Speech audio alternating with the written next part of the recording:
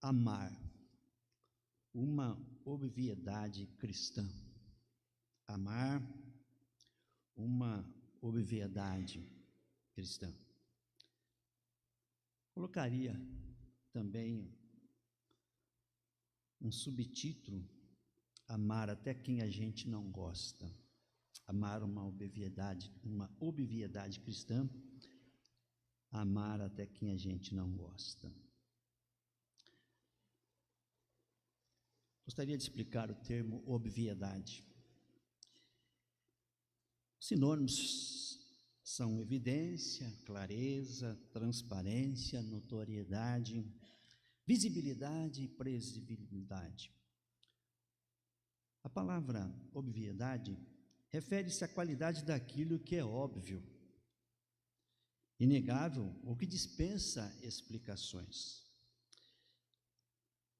Obviedade pode ser algo perceptível e claro por si mesmo. Michaelis, nosso amigo dicionário, fala que obviedade é um substantivo que define a qualidade daquilo que é óbvio, evidente, claro, que não deixa dúvidas. Refere-se também a uma afirmação, fato ou situação que salta aos olhos, sendo fácil de entender ou até mesmo incontestável. Obviedade é uma característica daquilo que é óbvio, evidente e patente. E eu coloco essa questão, ou este tema, que já se explica por si mesmo, e como o próprio texto vai nos ajudar a lembrar, porque eu creio que é do conhecimento dos irmãos, que amar é uma questão óbvia para o cristão, ou pelo menos deveria ser. Nesse tempo que nós estamos vivendo, acredito que esse texto ele vem a calhar. E lembrando do texto, pensando em transmitir algo para os irmãos, eu fiz a leitura de um opúsculo, de um livreto, mas livreto por causa do tamanho e do número de páginas. Esse livreto, eu estava vendo, eu comprei no dia 11 de dezembro de 1981. Ele tem o seguinte título: O Sinal do Cristão. Foi escrito no ano de aproximadamente 1970, e foi escrito por um teólogo americano, teólogo evangélico, conservador nas doutrinas, e ele era pastor. Foi citado, e é citado como um dos grandes intelectuais protestantes cristãos do século XX. Ele ficou muito conhecido também, Francis Schaeffer, porque ele iniciou uma comunidade na Suíça, chamada L'Abri, onde ele reunia jovens e fazia reflexões sobre o cristianismo, de tal maneira que o cristianismo pudesse ser transmitido de uma forma intelectual, de uma forma racional, de uma forma que as pessoas pudessem refletir. E ele usava um pouco de filosofia, de história, mas não se afastou dos princípios e não se afastou da palavra de Deus. E ele escreveu este livro, como eu disse, naquele tempo, falando sobre o sinal do cristão. E ele se baseia nesse texto que nós lemos e também no capítulo 17 do Evangelho que nós escolhemos hoje, extraindo um texto. E eu gostaria de deixar uma receita para os irmãos. Um dia fui ao médico, ele me deu um monte de exames e me deu uma receita, os medicamentos. Quando a gente vem à igreja, a gente também vem em busca de um alimento espiritual. E eu gostaria de deixar aqui como receita que os irmãos lessem o capítulo 13 de João, todo ele. Nós lemos um pedaço que vai falar sobre o lava-pés, o momento em que o traidor é indicado por Jesus, onde Pedro é avisado que estaria negando a Jesus, e esse texto que nós lemos, e o capítulo todo 17 de João, porque o que nós vamos falar está relacionado ou que nós vamos refletir aqui, está relacionado a esses dois textos, principalmente ao texto que nós lemos aqui há pouco. Começamos fazendo algumas perguntas, e o Francis Schaeffer coloca isso no início do seu livro. Como alguém pode ser identificado como um cristão? Como alguém pode ser identificado também como um discípulo de Jesus? E ele fala sobre que, muitas vezes, alguns emblemas, alguns sinais foram colocados como símbolos do cristianismo. Por exemplo, nós podemos, de repente, identificar hoje que alguém que usa uma cruz é um cristão, ou alguém que carrega uma tatuagem com um versículo bíblico, ou alguma imagem, uma camiseta, um blusão, e aquilo o identifica como cristão. E a história mostra que muitas vezes os cristãos tentaram, através desses sinais, mostrar que eram seguidores de Cristo. Mas Francis Schaeffer coloca, e claro, como o próprio texto diz, que existe um sinal maior que deveria ser o sinal do cristão. E ele fala do amor. E ele não usa essas expressões, mas o amor é uma obviedade. É óbvio que o cristão tem que amar. É óbvio que o amor é uma questão muito importante dentro do cristianismo, da teologia cristã, da vida cristã. O amor é algo que é imprescindível. O amor está relacionado a tudo aquilo que nós denominamos como a fé cristã, como cristianismo. O próprio Deus mostra o seu amor dando Jesus Cristo para nos salvar. Isso é amor. E é nesse contexto de sinal, de aquilo que identifica o cristão como cristão, que nós pensamos nesse tempo que nós estamos vivendo. Sabe que a igreja estaria cumprindo este papel de fazer com que aqueles que a seguem, aqueles que fazem parte dela, aqueles que são membros dela, aqueles que estão participando dela, tenham entendido essa importante orientação? O que nós vemos nos textos, irmãos, é que Jesus está falando sobre a sua glorificação. Após o traidor ser indicado por ele ali na ceia do Senhor,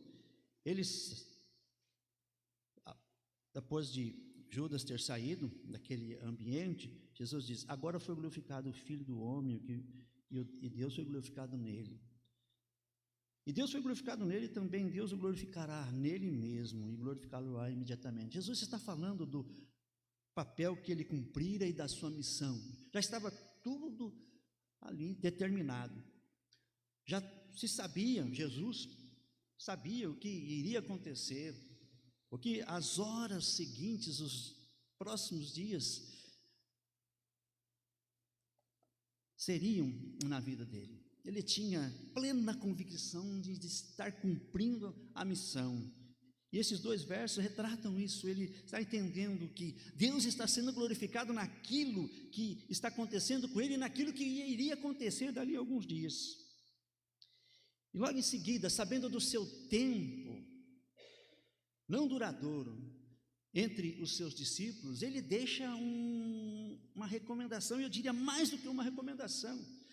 Sabendo que ele cumprir a sua missão, a sua tarefa de glorificar o Pai, e o Pai seria glorificado nele, restava ele agora deixar os seus discípulos de tal maneira que eles pudessem dar continuidade àquilo que ele iniciara. Fazia parte do plano de Deus, do projeto divino, que ele agora partisse, que ele não estivesse mais entre eles fisicamente. Estaria sim, nós sabemos, entendemos isso, que ele estaria ali entre eles espiritualmente, mas não mais. Tanto é que ele diz: agora, para onde eu vou, vocês não podem ir. Então, como eu não vou estar mais fisicamente entre vocês, eu quero deixar algo que é muito importante, e eu quero que vocês entendam. Jesus sabe do seu papel, da sua missão, do cumprimento da sua missão sendo cumprida, e agora ele vai partir, mas ele quer deixar algo para eles, como não uma Eu falei há pouco aqui uma recomendação, mas mais do que isso, Jesus deixa um mandamento, Jesus deixa uma ordem, Jesus deixa um imperativo. E é interessante a expressão aqui no versículo 33, quando ele se dirige aos discípulos assim: filhinhos. E percebam que Jesus está falando aos discípulos ali no cenáculo, mas a gente pode entender que o que Jesus está colocando aqui não seria apenas para os 11 que ficaram, mas para todos os cristãos daquele tempo, no contexto em que eles viviam, como em todos os outros momentos da história que se seguiriam. Filhinhos, ainda por um pouco estou convosco, buscar-me-eis. E o que eu disse aos judeus, também agora vos digo: para onde eu vou, vós não podeis ir. E aí então ele acrescenta, depois se dirigir a ele de uma forma muito carinhosa: filhinhos, novo mandamento vos dou. E vejam, se é mandamento, é um imperativo. Se é um mandamento, se é um imperativo, é uma ordem. Então Jesus está deixando uma ordem com ele. E qual é a ordem? A ordem é clara: que vocês amem uns aos outros.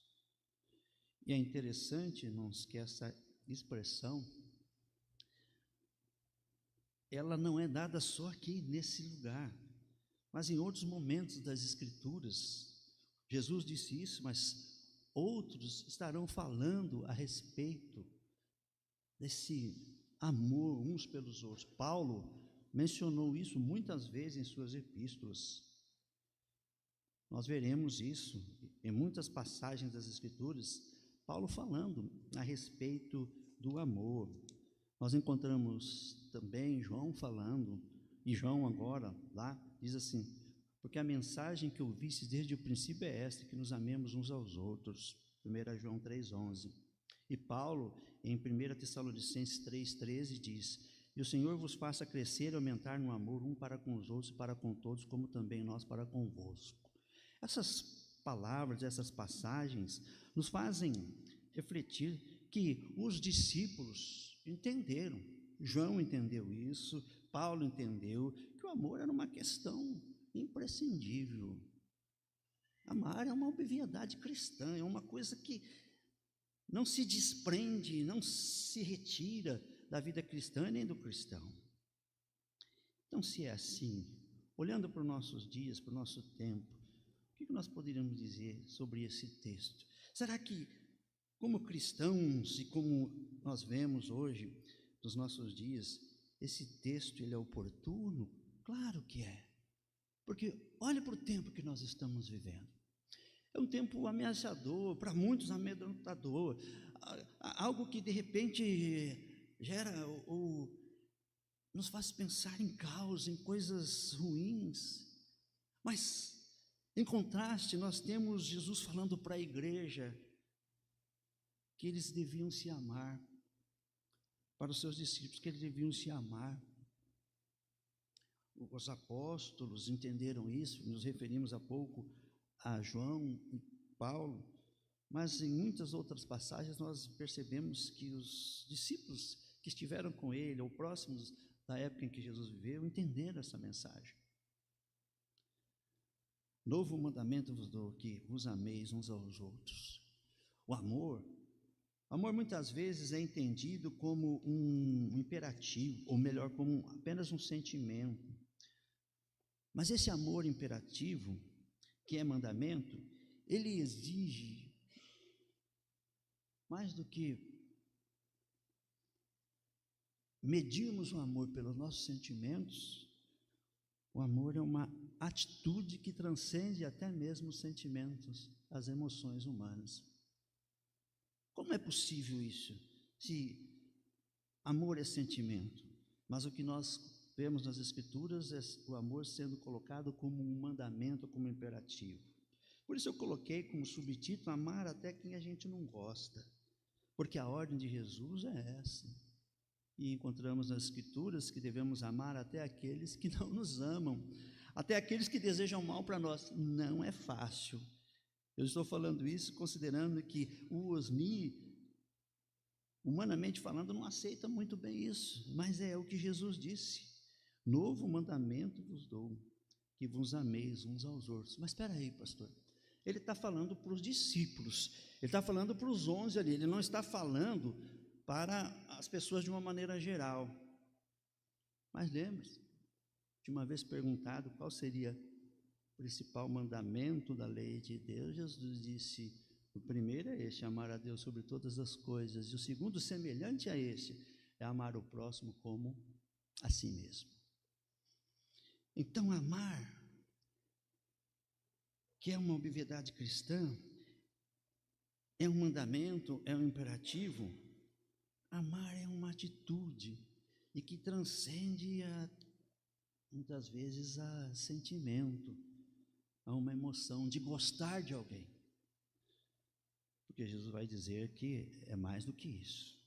Gostar de quem gosta não tem muita vantagem, amar quem te ama não tem muita vantagem, mas amar aquele que não gosta de você e que você não gosta, aí exige atitude, aí exige que você transcenda os sentimentos ou o sentimento de gostar. Além de ser um imperativo, nós vemos que Jesus coloca algo interessante: amar assim como eu vos amei, que vocês também se amem, vocês amem uns aos outros. E aí a coisa pega, porque como Jesus nos amou? Como é que Ele nos amou? Então nós encontramos aqui que Jesus nos amou de uma maneira sacrificial, ou seja, alguém que se coloca no nosso lugar, alguém que se coloca na cruz, no seu lugar, no lugar de toda a humanidade. É alguém que sabe, entende que de outra forma nós não poderíamos ter acesso a Deus, não fizesse Ele o que Ele fez. É interessante, sobre essa passagem, Schaeffer coloca algumas questões. Ele diz assim, ou melhor, um outro pensador, que eu menciono sempre aqui, comentando esse texto, ele diz o seguinte, isso foi William Barker, que eu sempre tenho falado aqui, ele, olhando para principalmente os versículos 34 e 35, ele diz assim: vejam, Jesus amou sem egoísmo, Jesus amou os seus discípulos com um amor sacrificial, Jesus amou os seus discípulos sabendo que eles tinham defeitos, e ele coloca uma expressão pormenorizada, de forma pormenorizada, ou seja, Deus sabia dos pormenores da vida dos seus discípulos, sabendo quem eles eram, mas mesmo assim sabia que Pedro ia negá-lo, sabia que eles iriam negá-lo. Lucas traiu, mas os demais discípulos não estiveram na hora do vamos ver, junto com Jesus, e mesmo assim ele os amou, tanto é que ele está ali com eles. E Jesus amou os seus discípulos com o espírito de perdão, porque eles, sabendo o que eles faziam, e sabendo o que eles fariam, mesmo assim ele os ama, e deixa a eles esse novo mandamento, imperativo, e ele coloca a forma como deve se amar, amar sacrificialmente, é a forma como Jesus diz, olha, desta forma, ou seja, amar exige sacrifício. Por isso, talvez seja um sacrifício amar quem não goste da gente, ou amar alguém que a gente não gosta, e a gente tem que muitas vezes falar, não, eu não gosto do jeito, não gosto da forma, não gosto daquilo que a pessoa faz, mas é importante, e a gente tem falado aqui, muitas vezes parece, mas não tem como fazer isso, amar a pessoa e não amar o que ela faz, mas é isso que Jesus está dizendo.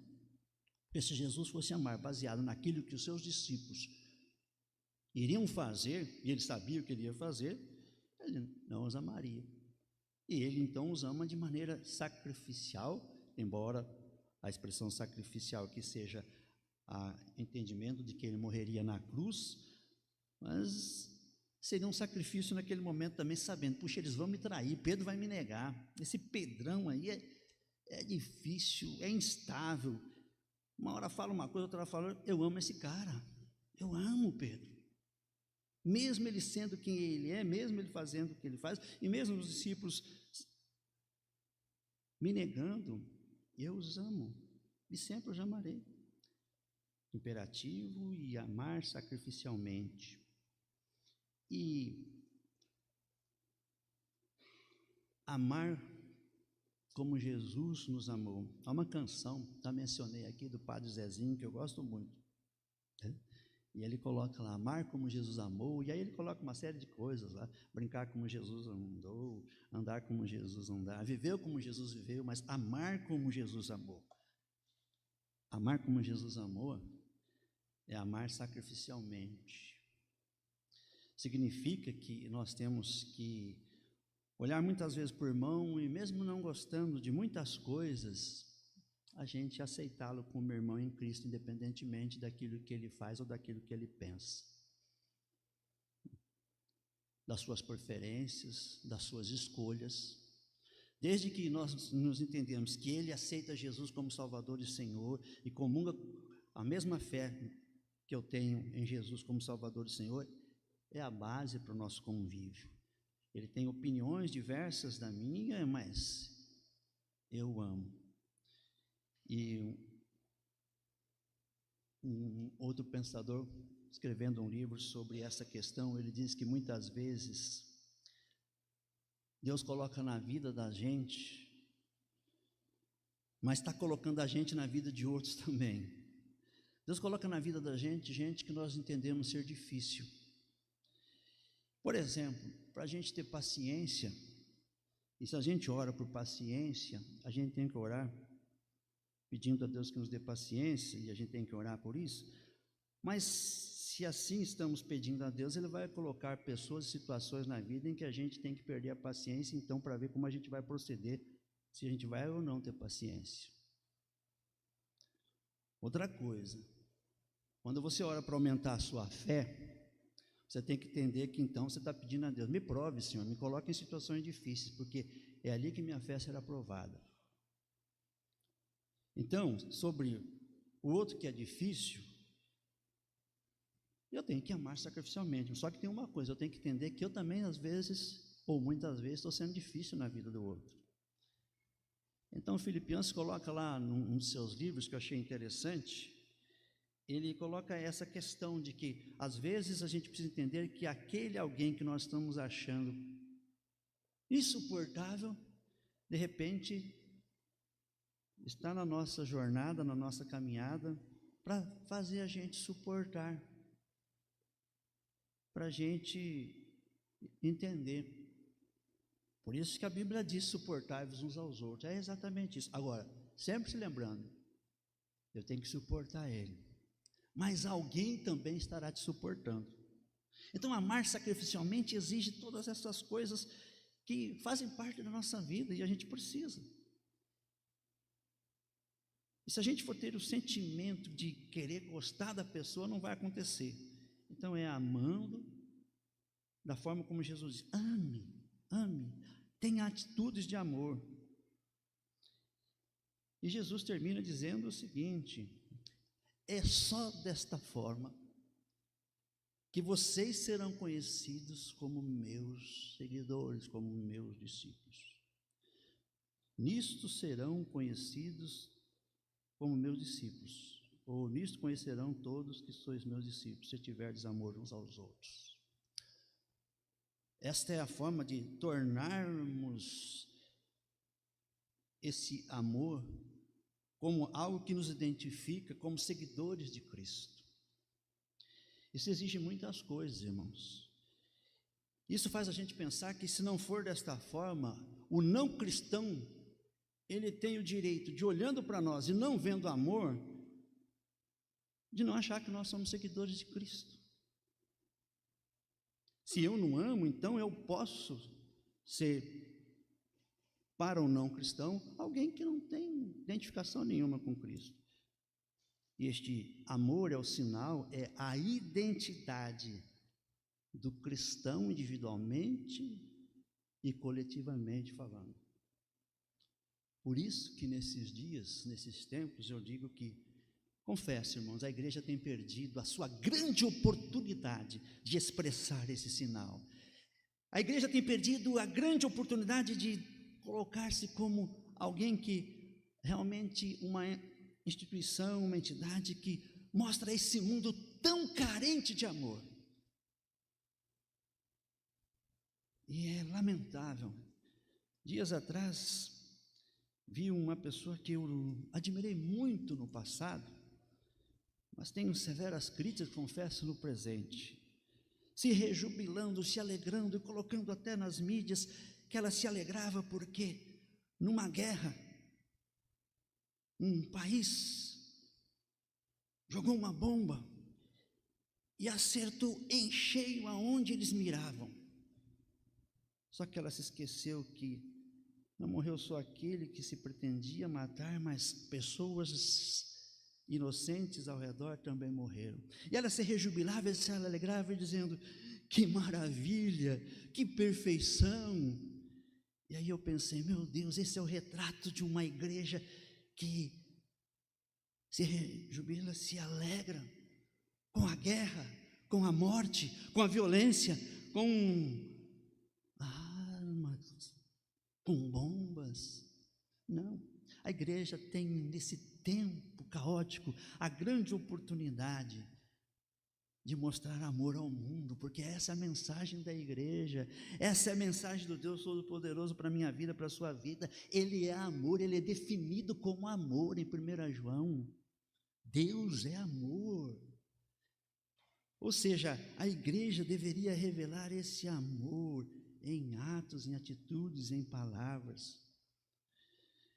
Eu vejo muitas vezes aqueles que se dizem representantes, nós no Congresso e no Senado, falando em nome de Deus e falando em guerra, falando em destruição e eliminação daquele que é adversário. Eu vou falar uma coisa, irmãozinho, não é recado para ninguém. Por favor, me entendam isso. Pastor, hoje tem que tomar um cuidado porque pisa em ovos. Mas eu vou falar. Eu sinto que eu tenho que falar isso para vocês como pastor desta igreja. Neste ano de 2026, eu vou tocar num assunto muito delicado. Mas me entenda, por favor. Nós vamos ter eleições. E já tem gente dizendo que a igreja está dividida. Eu não entendo que a igreja deve estar dividida. Que o que nos une não é um candidato, um partido ou uma ideologia. O que nos une é Jesus Cristo. E eu devo ser irmão daquele que tem uma opinião diferente da minha e que ele tem uma opinião diferente da minha. E nós podemos, nesse tempo de caos, onde as pessoas estão brigando, irmãos em Cristo brigando por causa de questões assim, nós temos essa mensagem do amor para nós, e a igreja deveria aproveitar esse tempo em que as pessoas estão se odiando, se detestando, brigando. Elas deveriam entender: o amor é a nossa identidade. Amar, o amor é o nosso sinal, é aquilo que nos identifica como cristãos. E aqui eu falo isso, irmãos, com o coração partido, e eu falo isso para um lado e para outro. Nós temos a grande oportunidade, não só no Brasil e no mundo, da igreja do Senhor Jesus Cristo, mostrar que Jesus Cristo veio para trazer paz. Jesus Cristo, que é a expressão de amor, o amor ágape, de mostrar para esse mundo que Deus quer amar as pessoas. Eu tenho percebido que as pessoas são muito carentes do amor. Esses dias, falando com algumas pessoas já adultas, gente do meu convívio, percebendo como elas estão necessitadas de ter amizade, de ter convívio com pessoas que conversem, que dão a elas um sentimento de pertencimento, porque as pessoas estão necessitadas, tão carentes de afeto. Eu creio que a gente, como igreja, precisa ter empatia. Empatia é se colocar no lugar do outro, é olhar para essas pessoas e falar: olha, como a questão que a igreja deveria estar mostrando ao mundo que o amor poderia curar essas pessoas, mostrar para elas que elas são aceitas por Deus. Elas precisam de gente, sim, para se afirmar, para se sentir pertencentes a um grupo. Alguém me falava, eu venho aqui porque aqui eu me sinto bem entre essas pessoas porque elas me aceitam. Olha, e esse deveria ser o lugar, esse aqui deveria ser o lugar dessas pessoas entenderem que elas são aceitas como pessoas, porque se Deus as aceita, nós também deveríamos aceitá-las. E só amando é que nós agiremos assim, só amando da forma como Jesus está aqui recomendando, ou melhor, colocando como imperativo, é que assim faremos,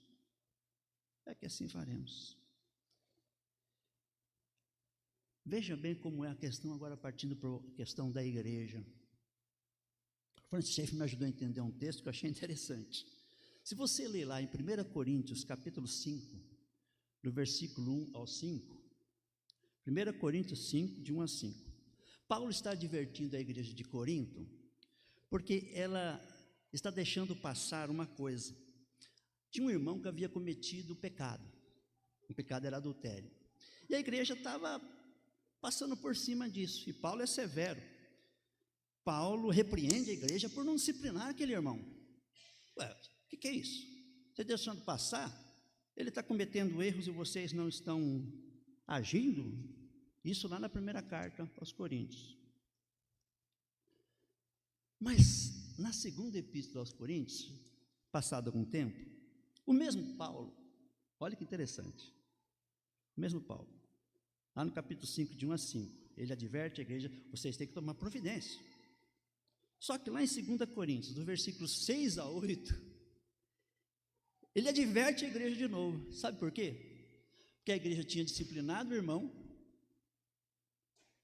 mas não estava oferecendo amor a ele. A gente identifica que é a mesma pessoa. Paulo repreende a igreja de Corinto por não demonstrar a homem para com o homem que cometera pecado. Na 1 Coríntios ele adverte, vocês têm que disciplinar. O que é? Não pode deixar passar em branco, ele cometeu um ato, disciplina. Na segunda epístola ele diz, ei, peraí, vocês disciplinaram, mas vocês precisam agir com amor, vocês não, Paulo ficou sabendo, vocês não estão agindo com amor, com a mesma pessoa. Então aqui, se mostra os dois lados, que às vezes a igreja precisa agir, aqui no caso, mas Paulo vem novamente nos falar a respeito do amor entre as pessoas, e aqui mais uma vez Paulo está dizendo, o amor é o nosso sinal, o amor é aquilo que nos identifica. Muitas vezes no nosso tempo, os cristãos foram conhecidos pelo que não faziam. Não bebe, não rouba, não joga, não adultera, não faz. Igrejas até colocaram um monte de regras, muitas coisas até, qual o comprimento da saia, qual o comprimento do cabelo, que não podia usar isso, não podia usar aquilo. Sempre não e não. Uma vez alguém sendo orientado por um pastor, numa dessas igrejas, o pastor chegou e falou, você quer se tornar membro aqui? Sim. Então você não pode isso, não pode aquilo, não pode isso. Ficou quase uma hora falando que não podia, e o jovem falou no final, pastor, tudo bem, eu já sei o que não pode fazer aqui, mas afinal, o que é que se pode fazer aqui? Porque muitas vezes nós somos mais conhecidos pelo que não fazemos do que pelo que fazemos. E claro que a gente não pode fazer uma série de coisas, não estou afirmando que a gente tenha que fazer. Mas a gente tem que ser conhecido, e é interessante que Jesus coloca como é que a gente tem que ser identificado. E ele deixa claro isso. Eu vejo que a Bíblia é tão clara, irmãos, é tão clara,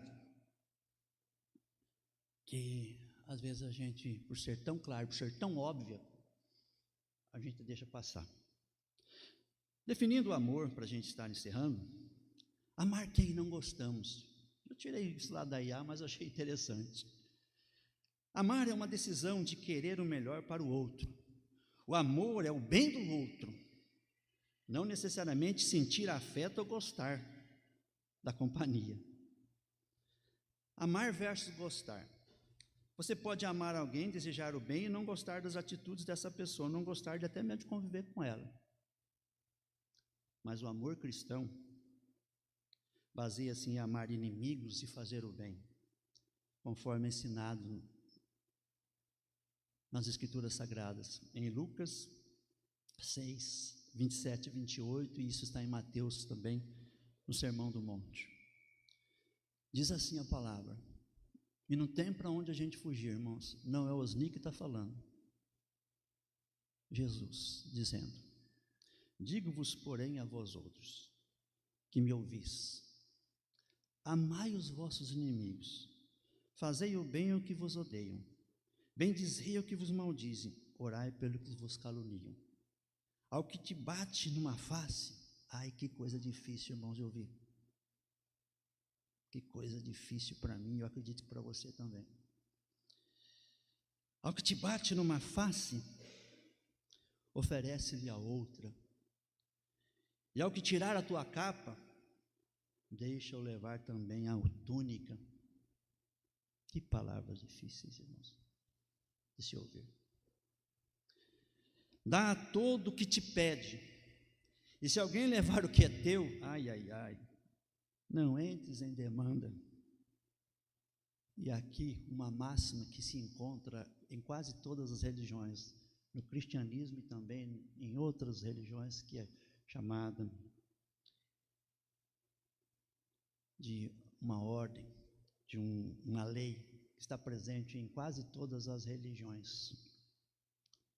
Como quereis que os homens vos façam, assim fazei o vós também a eles. Como quereis que os homens os façam, assim fazei o vós também a eles. Só que Jesus coloca de forma positiva,